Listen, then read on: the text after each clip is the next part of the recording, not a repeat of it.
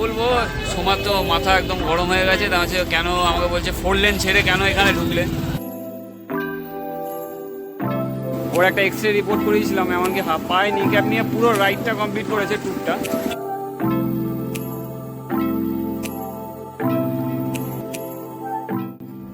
Very good morning from Siliguri. আমাদের এই চ্যানেলে তোমাদের সবাইকে স্বাগত।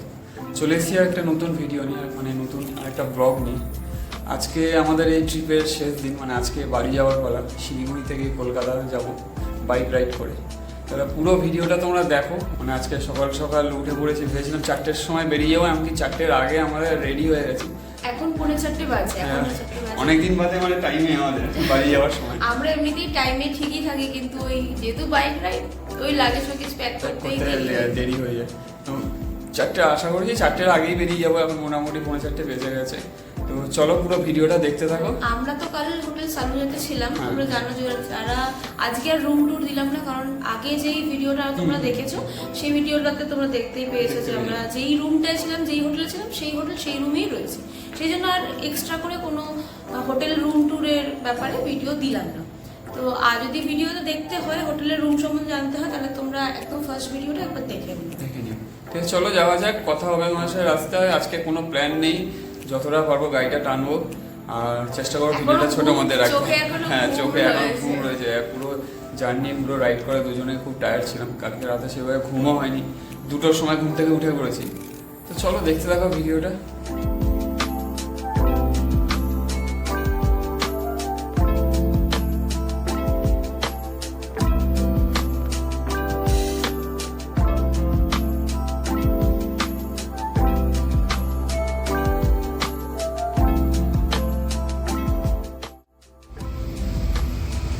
শিলিগুড়ি থেকে প্রায় 100 কিলোমিটার ওপরে চলে এসেছি।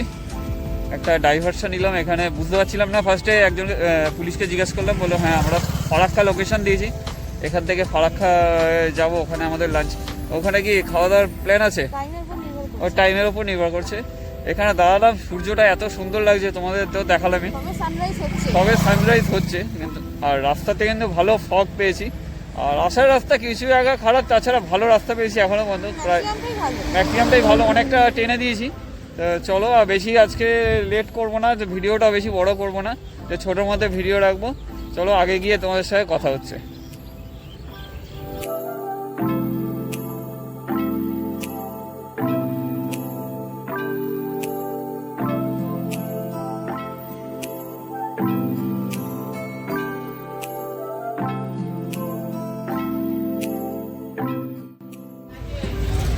শিলিগুড়ি থেকে যখন বেরিয়েছিলাম প্রায় 2 ঘন্টার মধ্যে প্রায় 120 কিলোমিটার মতন কভার করে ফেলেছিলাম।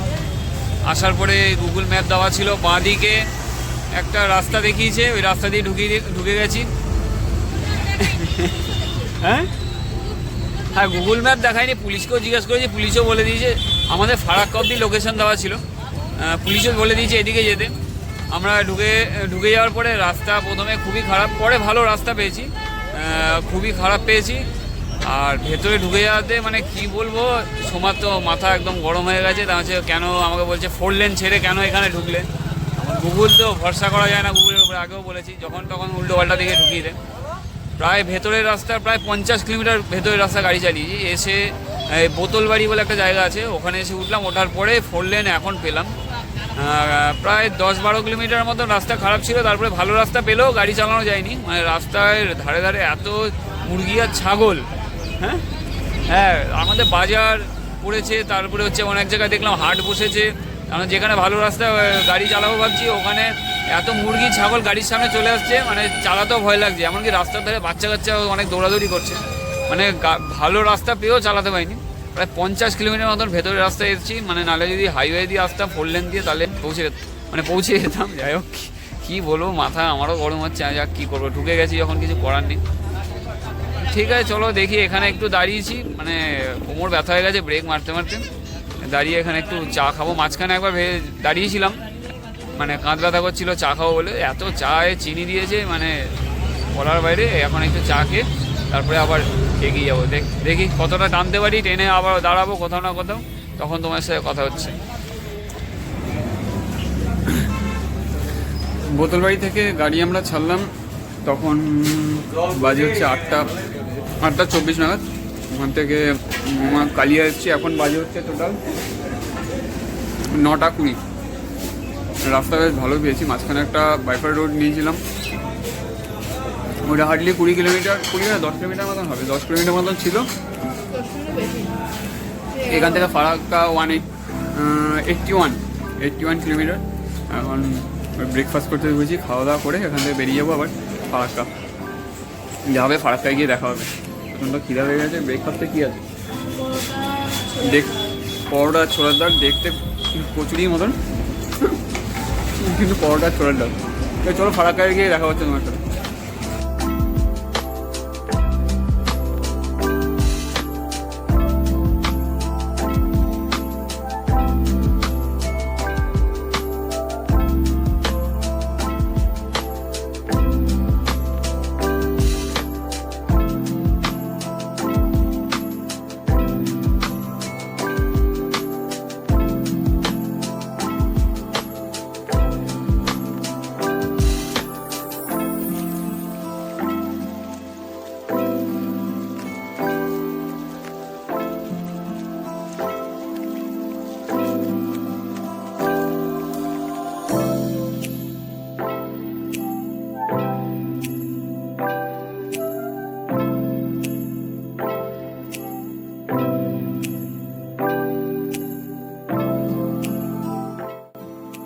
এই জাস্ট ফারাক্কা ঢুকলাম, মানে ফারাক্কা ব্রিজটা ক্রস করেই এসেছি।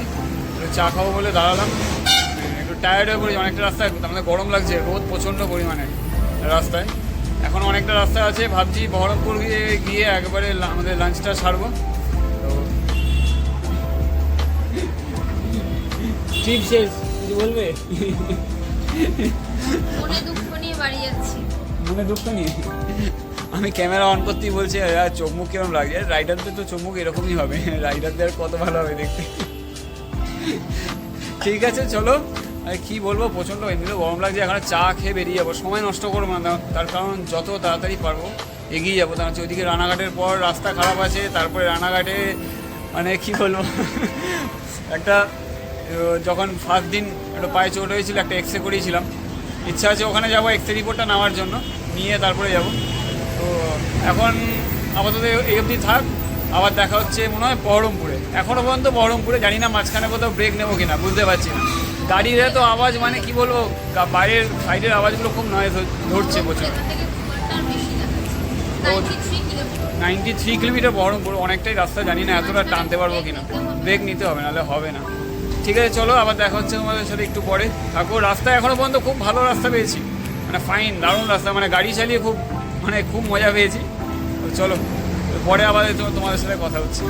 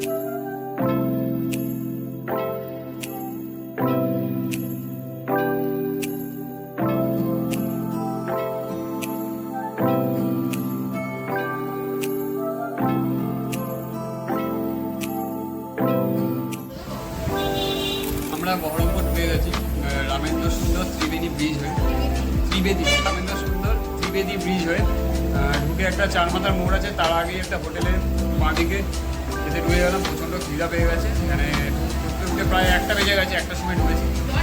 হ্যাঁ, 1:01টাতেই ঢুকলাম। তবে এখন লাঞ্চ ছাড়বো, লাঞ্চ সেরে তারপরে বেরিয়ে যাবো। এখান থেকে প্রায় কলকাতা আরও 200 কিলোমিটার তো হবেই, আরও হয়তো 200 কিলোমিটার কাছাকাছি। আমি তার আগে 210 দেখেছিলাম একটা জায়গায়। যাই হোক, ওরকমই হবে হয়তো। তো আওয়াজ মানে কী বলবো, মানে ভিডিও করাই যাচ্ছে না। যাই হোক, এখানে এখানে বাস স্ট্যান্ড বলে আমি আর ভিডিওটা বেশি কন্টিনিউ করছি না, তার মাঝে প্রচণ্ড আওয়াজ, এখানে কিছু শোনা যাচ্ছে না। তো তোমাদের সাথে পরে কথা হচ্ছে, খেয়ে নিয়ে খিদেও পেয়ে গেছে।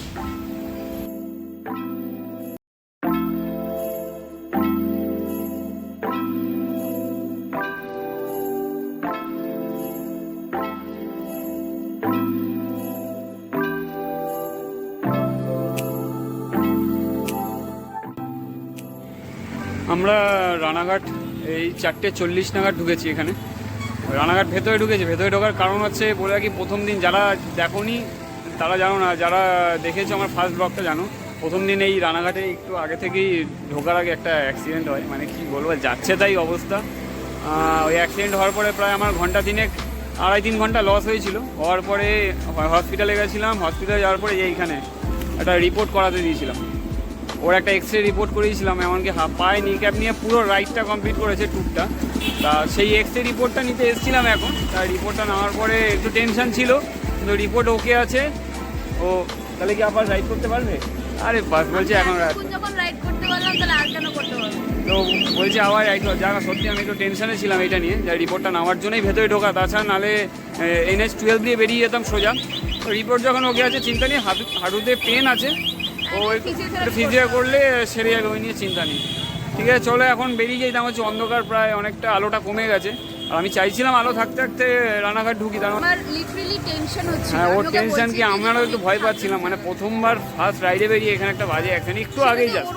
দোষ ছিল না যদিও, হ্যাঁ মানে বাজে কাদা ছিল এত, মানে তো স্লোতে যাচ্ছিল, কাদার সাথে চাকাটা স্লিপ, মানে গাড়ির স্পিডও ভাগ্যিস বেশি ছিল না, নাহলে একটা বড় সড়ো কিছু। ঠিক আছে, ঠাকুরের আশীর্বাদে সেরকম বড় সড়ো কিছু হয়নি। চলো এখান দিয়ে এখন বেরিয়ে যাই। তা হচ্ছে অনেকটা যাওয়ার এখনো বাকি আছে, প্রায় 100 কিলোমিটার হবে, জানি না আমি ঠিক। 100 কিলোমিটার, ওই 70 মতো।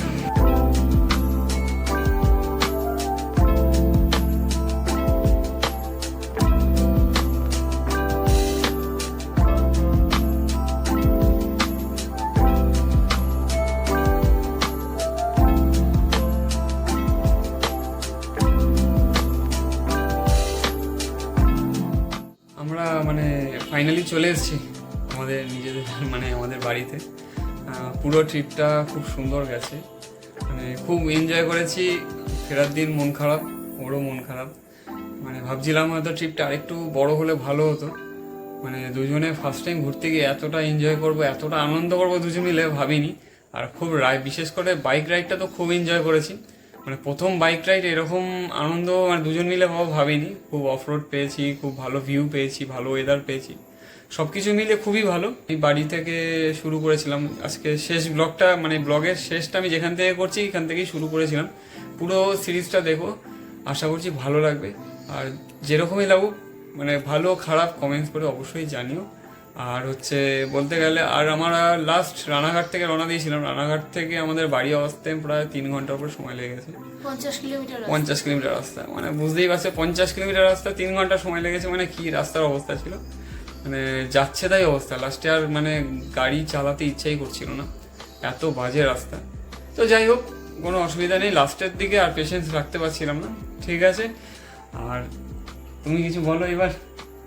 আমি কি বলবো, আমার রাইড খুব ভালো লেগেছে। মানে আমি তোকে বলছিলাম যে আরো একটু বড় রাইডে, মানে প্ল্যান হয়ে গেছে অলরেডি আমাদের, কিন্তু সেটা হয়তো একটু সময় লাগবে। অ্যাকচুয়ালি ও চাইছে একটা অ্যাডভেঞ্চার, বড় ট্রিপ, বড় বাইক ট্রিপ আমি চাইছি। বাইক ট্রিপ চাইছে, এখন জানি না কি হবে। মোটামুটি একটা প্ল্যানিং চলছে, এখন দেখি কতটা কি সাকসেসফুল হয় জিনিসটা। আর যেটা এইবার বাইক, মানে অনেকদিন ধরে ইচ্ছে ছিল বাইকে রাইড করব, প্ল্যানটা আমাদের কিন্তু হুট করে হয়েছে, সেরকম মানে আগে সেরকম প্রিপারেশন নিতে ইচ্ছে ছিল বাইকে ইচ্ছে ছিল বহুদিন ধরে, কবে কোথায় রাইড করব এটা হুট করেই প্ল্যান হয়ে গেছে। আর দ্বিতীয় কথা হচ্ছে প্রথম বাইক রাইড করেছি, মানে এটা আমার যে এক্সপেরিয়েন্স, বাইক রাইডার যারা তাদের কিন্তু খুব কষ্ট, মানে কতটা কষ্ট আমি নিজে না রাইড করলে আমি বুঝতে পারতাম না যে রাইডাররা কতটা কষ্ট করে। ওই রাইডিং গিয়ার্স পরে ঘন্টা পর ঘন্টা চালিয়ে যাওয়া, মানে এটা সম্ভব না। ওই দা কাছে এসি ঘরের মধ্যে বসে বা এসি গাড়িতে বসে সেটা কোনোদিনও রাইডারদের কষ্টটা ফিল করা যায় না, মানে এটা আমি বুঝেছি। আর যেটা আর একটা কথা, সেটা হচ্ছে রাইডিং গিয়ারটা খুব মানে ইম্পর্টেন্ট একটা পার্ট। মানে আমি হয়তো রাইডিং গিয়ারের জন্য আমার পা বেঁচে গেছে, মানে আমার মানে আমাদের পাটা ভেঙে যেত। ফার্স্ট রাইডেই আমরা বুঝে গেলাম যে রাইডিং একদম মানে রাইডিং গিয়ার্সটা এতটাই ইম্পর্টেন্ট। আমি তো এটা সবসময় এখনই সাজেস্ট করবো সবাইকে যে মানে আমি হয়তো ফার্স্ট রাইড করেছি কিন্তু আমি বলবো যে না, রাইডিং গিয়ার্সটা মাস্ট। একটু লং রুটের ক্ষেত্রে গেলে রাইডিং গিয়ার্স সব সময় ক্যারি করা যায়, কারণ আমি রাইডিং গিয়ার্সের জন্য আজকে আমার পাটা পুরো বেঁচে গেছে, না হলে আমার পাটা যে কিছু সত্যি তাই। মানে আমি খুব টেনশনে ছিলাম, রিপোর্টটা যাক ভালো এসছে, একদিকে ভালো, ঠিক আছে। আর সত্যি কথা বলতে হ্যাঁ, এটা আমি রাইড নিয়ে খুব খুশি, খুব স্যাটিসফাইড। আর রাইডারদেরকে স্যালিউট, কারণ যথেষ্ট ওনারা কষ্ট করেন, আমরা যে নিজেরা ফেস করলাম। তো আবার কোনো বড় ট্যুরে বা কোনো যেটাই হবে নেক্সট প্ল্যান আবার তোমাদের সাথে দেখা হবে। আগামী আরো ট্রিপ ব্লগ আসবে, হ্যাঁ অবশ্যই তোমরা দেখতে থাকো, আমাদেরকে একটু ফলো করো, চ্যানেলটিকে সাবস্ক্রাইব করো, একটু সাপোর্ট দরকার তোমাদের, আর কিছুই না। লাইক কমেন্টস করো আর অনেক অনেক শেয়ার করো ভিডিও, যেন আস্তে আস্তে চ্যানেলটা একটু বড় হয়। আর রাইডারদেরকে একটু সম্মান, হ্যাঁ রাইডারদের অবশ্যই সম্মান করো, কারণ হচ্ছে ওরা মানে তারা খুব কষ্ট করে।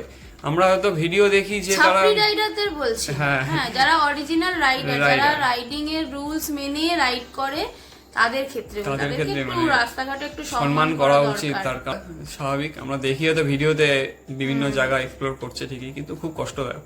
আর কষ্টদায়ক থেকে ব্যাপার, তাদের একটা নেশা আছে, ভালোবাসি, অ্যাডভেঞ্চারের একটা নেশা দরকার, নাহলে এটা কোনোদিনও সম্ভব না, ঠিক আছে। আমি অনেক রকমই ট্রিপ করেছি, গাড়িতে গেছি, ট্রেনে গেছি, এবার একটা বাইকের অভিজ্ঞতা দুজনের দরকার ছিল, সেটাও নিয়েছি। এই অভিজ্ঞতা মানে এই ট্রিপ থেকে আমরা অনেক কিছু শিখলাম, অনেক কিছু শিখেছি। মানে এই ট্রিপে আমি পাহাড়ে ফার্স্ট রাইড করতে গিয়ে একটা জিনিস জানতে পারলাম যে আমার যেটা মনে হয়েছে, আমি ছোট রাইড করেছি, আমি ছোট রাইডার আমি মানছি, কিন্তু তাও মানে ধৈর্যটা খুব দরকার, মাথা ঠান্ডা, পেশেন্স খুব দরকার, এত লং রুটের ক্ষেত্রেও ধৈর্য দরকার।